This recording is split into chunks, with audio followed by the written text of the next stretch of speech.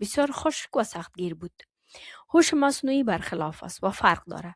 دانشمندا با الهام گرفتن از مغز انسان ایره طراحی یا دیزاین کردن.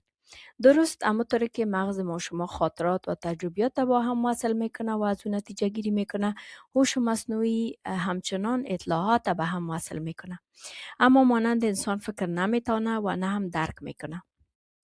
یگانه کار که میکنه ای است که معلومات را که دریافت کرده منظم کنه و از بین او همه معلومات بیشمار، مشابهت ها، ارتباطات و نمونه ها را پیدا کنه.